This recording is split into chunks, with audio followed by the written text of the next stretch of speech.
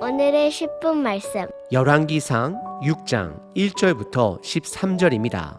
전장 5장에서는 수많은 나라들의 사신들이 솔로몬의 지혜를 보고자 방문하였고, 그 나라들 중에 두로왕 히람과는 평화 조약을 맺게 됩니다. 솔로몬은 하나님을 향한 성전을 짓기 원했고, 두로왕 히람은 그에게 필요한 목재를 조달하기로 약속해 줍니다. 그리고 솔로몬은 그에게 필요한 궁궐 음식을 제공함으로 서로 평화의 무역 조약을 맺게 됩니다. 그래서 이어지는 6장의 이야기는 성전 건축의 시작과 완공의 이야기를 담고 있습니다. 그래서 내용으로는 건축물 구조를 표현합니다. 하지만 그 문장 구조 속에는 하나님이 드러내시고자 하는 중요한 핵심들 몇 가지들이 있습니다. 예를 들어 6장의 시작절인 첫 절과 마지막 절은 날짜로 시작을 하고 날짜로 끝을 맺습니다. 이것은 오랜 기간 속에서도 하나님의 구원의 일은 이루어져 갔고 성취되었음을 드러내는 것입니다. 그리고 6장의 문장 구조는 크게 두 부분으로 나눌 수 있습니다. 성전의 외부 공사의 내용과 성전의 내부 공사의 내용을 담고 있습니다.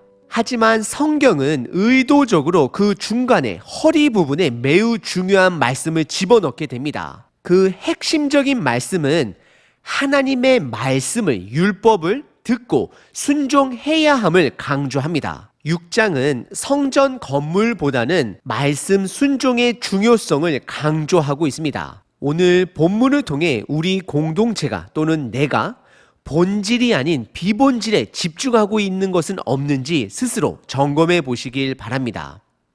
오늘 본문은 6장 전체 부분의 전반부입니다. 그래서 성전 외부 공사의 이야기를 마치고 6장의 가장 핵심 부분인 말씀 순종의 중요성을 강조합니다.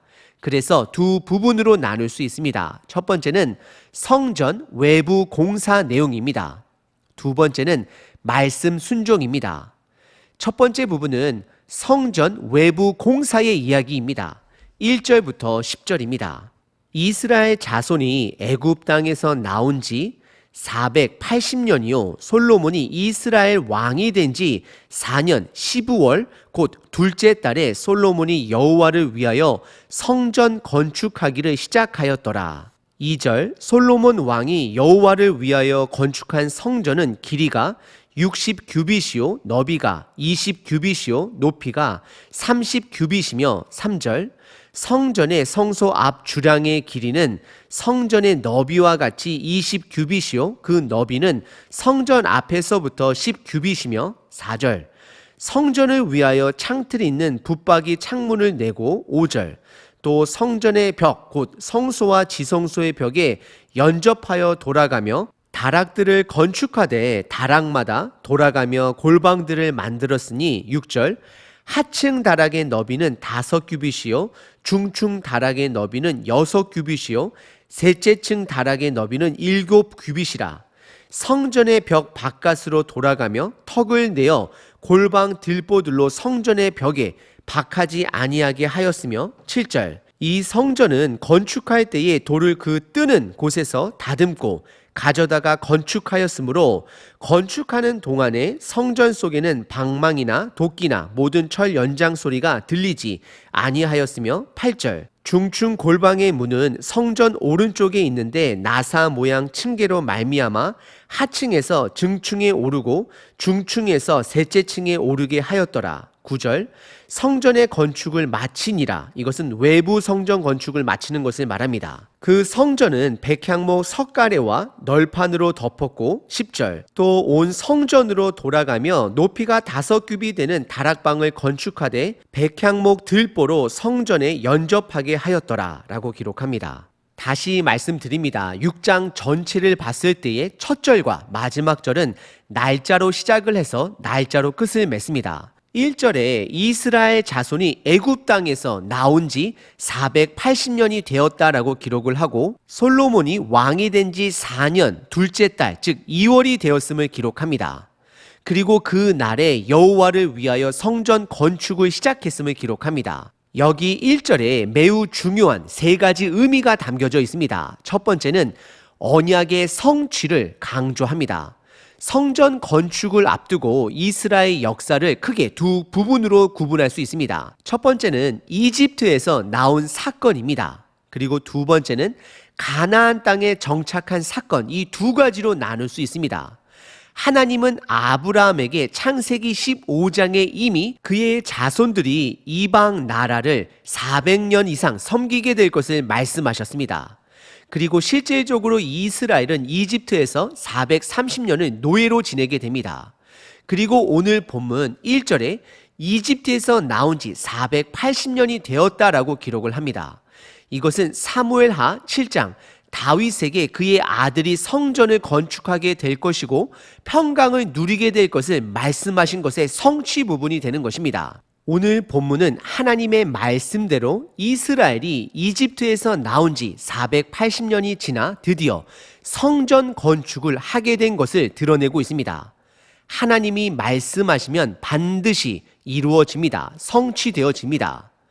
그리고 두 번째 강조는 구원자가 누구인지 기억하게 하십니다. 이스라엘 백성들은 이집트의 노예였습니다. 누가 그들을 구원하였고 누가 그들을 가나안 땅에 정착하게 하였는지 기억하게 합니다. 구원자는 오직 하나님 한 분이십니다. 마지막 세 번째는 하나님의 구원의 시간은 한 번에 이루어지는 것이 아님을 드러냅니다. 이스라엘 백성들의 구원 역사를 살펴보게 되면 이집트에서 나오기까지 약 430년이 걸리고 약속의 땅에 정착하여서 성전을 짓기까지 또 다른 480년이 걸렸습니다.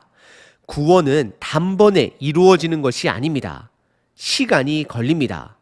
다시 정리해보면 480년이라는 숫자는 첫 번째, 언약의 성취를 드러냅니다. 두 번째, 누가 구원자인지를 드러냅니다. 마지막 세 번째는 구원은 단번에 이루어지는 것이 아니고 시간이 걸림을 드러냅니다. 그리고 2절서부터 10절까지는 성전의 크기와 구조를 설명합니다. 2절에 성전 건물의 크기를 알려줍니다. 길이는 60규빗, 폭은 20규빗, 높이는 30규빗이 됩니다. 간단하게 설명을 드리자면 성전의 크기는 천으로 만든 성막의 크기보다 2배가 됩니다. 그리고 구조상 과거 성막과 동일한 점은 지성소와 성소가 구분되어져 있다는 것입니다. 그리고 많은 다른 부분들이 있습니다. 성전에는 현관이 있습니다.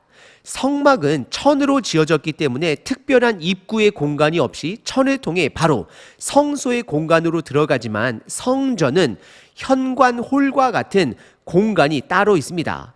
그 공간을 3절에서 주랑이라고 표현하며 그 길이가 20규빗, 10규빗이 됨을 기록합니다. 그리고 4절서부터 6절은 성전은 성막과 다르게 3층 높이 구조로 되어 있고 성전벽 안에는 층마다 창문으로 되어 있는 방들이 있는데 에스겔서 4장에 따르게 되면 그 방들의 숫자가 30개가 됨을 기록합니다. 그 방들은 제사장들이 옷을 갈아입고 거주하는 공간으로 보여집니다. 그리고 특이한 점은 7절에 성전에서 사용된 돌들을 옮길 때는 미리 다듬고 옮겼음을 강조합니다. 그래서 성전 주변에서는 방망이나 도끼나 철 연장 소리가 나지 않음을 기록합니다. 이것은 신명기 27장의 규례대로 성물의 돌을 다듬지 말라라는 규정을 따른 것으로 보여집니다. 그리고 8절에 골방의 구조를 말씀하십니다. 3층으로 구성된 골방은 층계로 서로 연결이 되어 있고 골방의 입구는 성전 바깥들에서 들어갈 수 있습니다. 하지만 골방에서 성소로 들어가는 문은 없음을 확인할 수 있습니다. 그래서 성소와 지성소는 상징적으로 거룩한 공간으로 구별됨을 확인할 수 있습니다. 그리고 9절에 성전의 건축을 마쳤다라고 표현을 하는데 외부 건물 공사를 마쳤음을 말하는 것입니다. 그리고 이어서 9절 끝부분과 10절에 보시게 되면 성전의 보충적 설명을 합니다. 그것은 백향목으로 지붕을 덮고 백향목으로 성전 벽을 둘렀음을 기록하고 있습니다. 오늘 본문의 첫 번째 부분은 성전 외부 공사 내용입니다. 두 번째 부분은 6장의 가장 핵심이 되는 내용, 말씀의 순종을 강조하고 있습니다. 11절부터 13절입니다. 여호와의 말씀이 솔로몬에게 임하여 이르시되 12절 내가 지금 이 성전을 건축하니 내가 만일 내 법도를 따르며 내 율례를 행하며 내 모든 계명을 지켜 그대로 행하면 내가 내 아버지 다윗에게 한 말을 내게 확실히 이룰 것이요. 13절 내가 또한 이스라엘 자손 가운데에 거하며 내 백성 이스라엘을 버리지 아니하리라 하셨더라 라고 기록합니다. 두 번째 부분은 6장 전체의 내용, 성전의 외부와 내부를 이어주는 중심에 침입한 말씀이 됩니다. 강조가 되어지는 부분입니다. 아무리 성전이 있을지언정 하나님 말씀에 율법에 순종하지 않는다면 그 성전은 더 이상 거룩한 성전이 아닌 가치 없는 건물이 됨을 강조하고 있는 것입니다. 11절에 성전을 짓고 있는 가운데 하나님의 말씀이 솔로몬에게 임한 것으로 보여집니다. 그리고 하나님은 솔로몬에게 성전을 건축하는 것보다 법도를 따르고 율법을 행하며 모든 계명을 지키는 것이 더 중요함을 상기시켜 줍니다. 그 언약이 지켜졌을 때에 다윗과 한 언약을 하나님께서 지키시겠다라고 말씀을 하시고 더 나아가 하나님께서 이스라엘 공동체 가운데 거하며 영원히 함께 하실 것을 약속해 주십니다.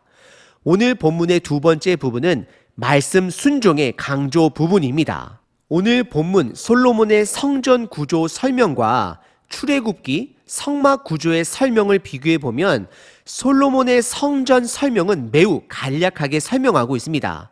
왜냐하면 성전보다도 더 중요한 것이 있기 때문입니다. 그것은 바로 말씀에 순종하는 것입니다. 말씀 순종이 없다라면 성전은 아무리 화려할지라도 그냥 의미 없는 건물일 뿐입니다.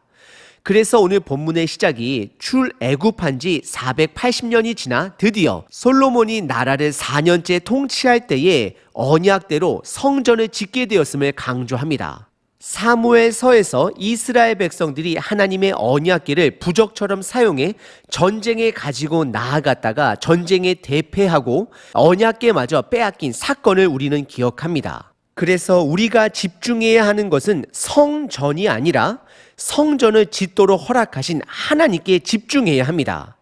그분은 우리를 구원해 주신 하나님이시요 스스로 신실하게 언약을 지키시는 분이 되십니다. 지금도 이 시대 속에 우리는 은연중에 큰 교회, 작은 교회, 중형 교회로 성도들의 숫자와 건물의 크기로 교회를 구분짓기도 합니다. 하지만 하나님이 보시는 것은 얼마나 더 큰 건물에서 예배를 드리는지 또 얼마나 많은 사람들이 교회 건물에 모이는지가 아닙니다. 그 공동체가 말씀에 함께 순종하는지를 보십니다. 왜냐하면 구원의 과정은 순종을 통해 이루어지기 때문입니다.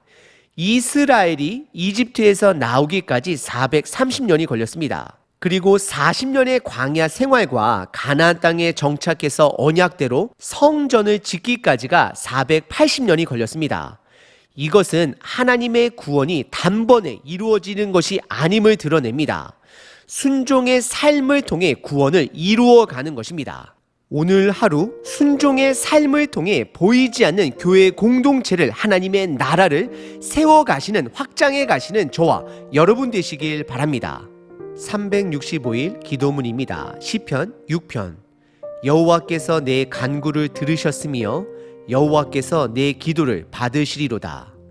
들으시는 하나님 아버지, 사람들은 아무도 나의 사연을 들어주려 하지 않음에도 하나님은 언제나 나의 사정을 들어주심에 감사합니다.